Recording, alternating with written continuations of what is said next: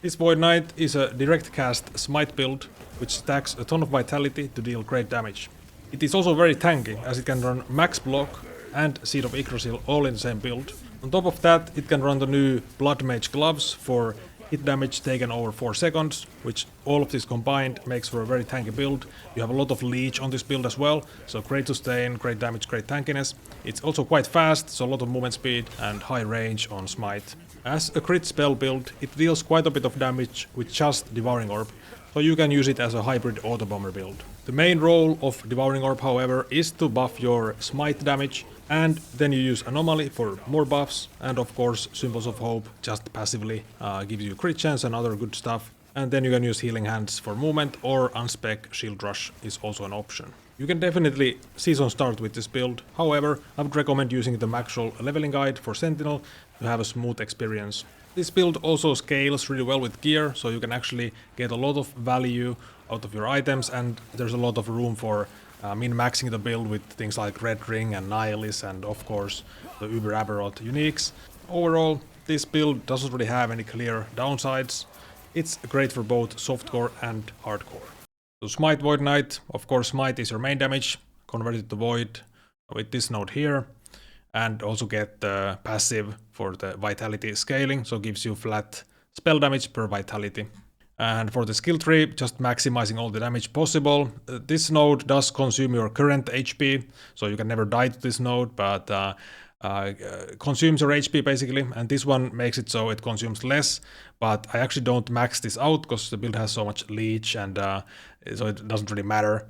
And Healing Hands, you proc it with the Smite, with this node, and this makes it the traversal skill, and this gives you immunity, Void and Necrotic damage reduction here, and then just 0 mana cost with these nodes, and a bit of damage with these nodes. So this is not a Void skill, sadly, but it's a bit of extra damage and an extra hit, damage reduction, movement skill, all in one skill.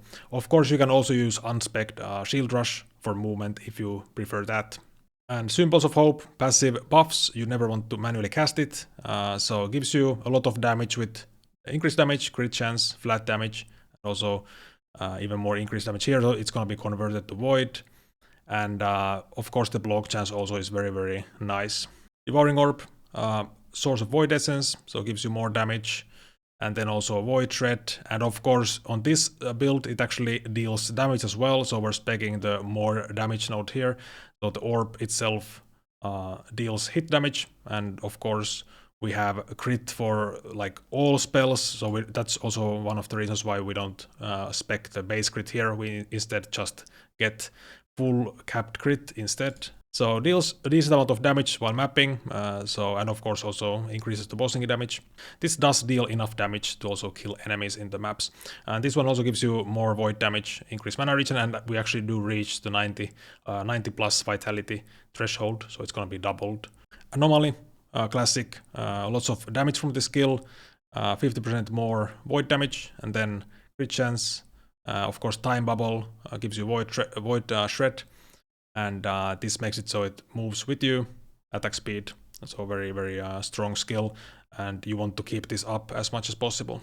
Passives, of course on this build we prioritize vitality, so it's one of the few builds where we don't go for strength, and then we need the mana gain with Smite here, especially important with Seed of Yggdrasil for the mana sustain. Of course 15 points into Paladin for the Symbols of Hope. So, and you also get some spell damage, which is nice, and of course the reduce crit, so very good. And we don't spec anything into Forge Guard. The rest of the points go all into Void Knight, so 5 for the threshold, resistance also. We max out the leech pretty much, so especially since we consume our HP with the Smite and also with the shield, so this shield does consume your HP if you are high health. So you lose a portion of your HP, so you want to have a lot of leech, and of course it's just good for tankiness as well. So we get all the leech nodes here that we kinda can get like really like efficiently, and then we max out the HP here. If you need resistance, so if you need physical res, void res, you can also put these 5 points into here.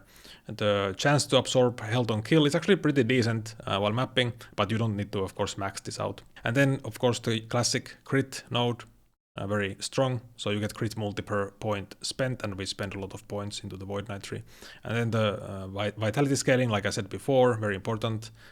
This gives you vitality cooldown. The threshold bonus is not really that impactful, but the vitality cooldown is very, very strong. Penetration, frailty slow, and then more damage here and also damage reduction, very good. Vitality, max ult is out for damage and defense. And base crit here, very important. Also you get a buff when you hit low life enemies. For 8 seconds you get more damage. And the damage reduction node for more tankiness. And then we just go 5 points here for the to get to here basically. So you actually get slow and chill immunity from these boots. So these boots give you slow and chill immunity already. So we don't need the threshold bonus, but getting the movement speed is of course nice, and the main reason is to go here. And the reduced attack speed does nothing for the build, also increased mana cost is kind of whatever as well. So this is just 10% echo chance for 6 points, also increased armor and all the other stuff from this, so very, very strong. And then for the gear, so of course on this build we want to stack as much vitality as possible for the flat spell damage with Smite. Also gives you a lot of HP, gives you necrotic res, gives you poison res. So as you can see here on the endgame planner, you have a lot of resistances, so you never need to worry about the poison and necro res. And we already have over 100 vitality on the endgame and 130 vitality on the aspirational planner, and even the starting planner has 70, so you can get a lot of vitality on the build. Then for the weapon, Wrong Warp, so this is we don't cast Teleport or Transplant, of course, so any of that stuff doesn't apply. We don't get the Chrono Warp, but it's haste on hit and increased spell damage per movement speed, so you can get easily at least 100% movement speed with haste and all that, so and even a bit over that. So you can get at least 300% increased spell damage from this wand. And of course it has a lot of flat as well. Mana also is nice, minus mana cost, so very, very good item. And then we craft cast speed and crit multi on it ideally. You want to prioritize cast speed on the build. Body armor is the only exalted item on the endgame planner, so this build is very like unique heavy. Of course you can start it pretty easily with just like rares and stuff, but the ideal setup is very unique heavy. So this body armor is just vitality on the right base, so getting the armor applied to dot base is very strong. And the armor shed effect sealed is actually quite impactful as well, because you don't get that much armor shed. So this is your only source on the endgame planner. On the gloves, of course you can also roll it on an amulet. But the one roll is enough, so as long as you have that one roll and then the shred effect, you will be good with the armor shred. So these gloves are crazy, very common actually also, so 25% of hit damage is taken over 4 seconds, so with the leech that the build has, it's just basically just 25% hit damage reduction, pretty much, so very, very strong effect for tankiness. And then you also get flat spell crit and even a spell leech. And the shield here, like I said, you drain your HP with the shield, but it's really not a downside at all, since we have a lot of sustain on the build. The reason why this shield is so good, just gives you a very easy way to get maximum block. So it has a lot of block chance on the unique, and then you just slam a T7 block chance on that, and you're easily capped block. And of course, it has also increased armor, so really good, and you even get increased void damage with the buff. And then the Seed of Yggdrasil, so a portion of damage is dealt to mana before HP, a lot of tankiness from this item, a very, very good stats on it. You only really need, I mean, you could even use it without LP as well, but if you get the vitality on it, that's very, very good. And the mana gain from the passive is actually quite enough for the seed, and of course, ideally, you would also get the mana gained when you cast Smite.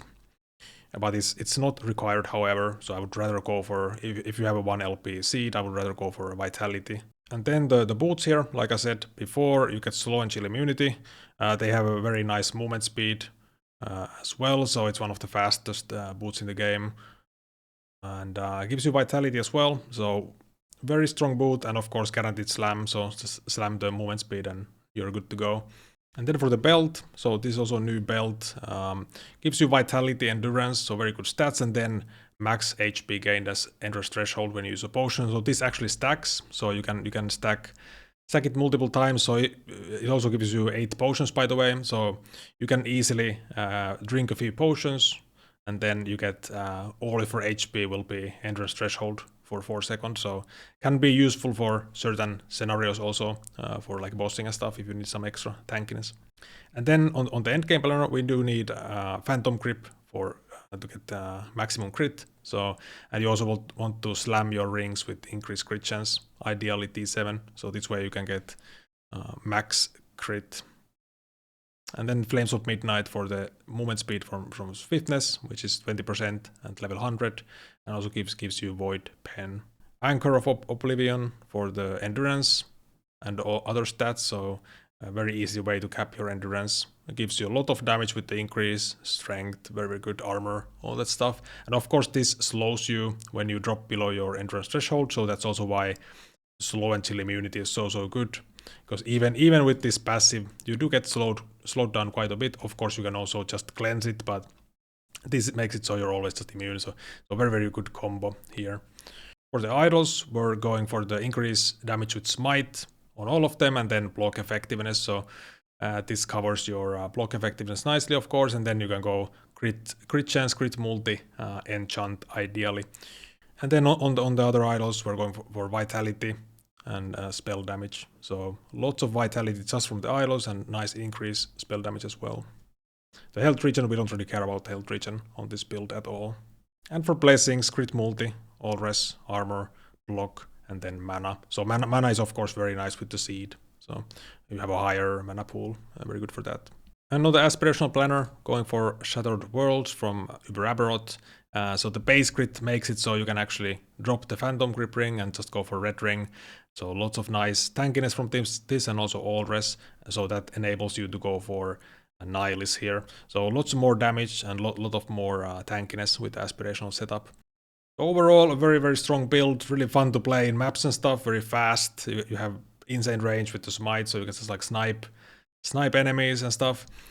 And one of the more tanky Sentinels, so of course Sentinel is already tanky, and this with all the items, with the max block, seed, and the gloves, and all the HP you get and everything, the leech, you're actually very tanky as well.